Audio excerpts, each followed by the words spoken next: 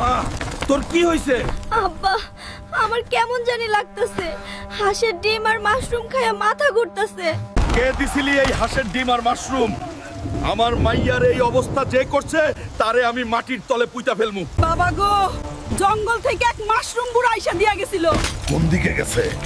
আজকে তার হাড্ডি মাংস আলাদা করমু। ওই মাশরুম বুড়া, সামনে আয়।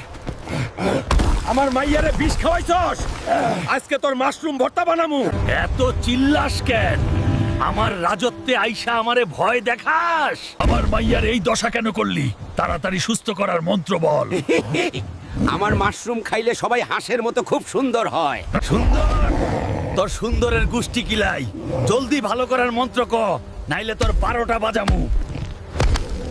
আর মারিস না। এই নে নীল মাশরুম, এইটা ছোঁয়াইলেই তোর মাইয়া ভালো হবে।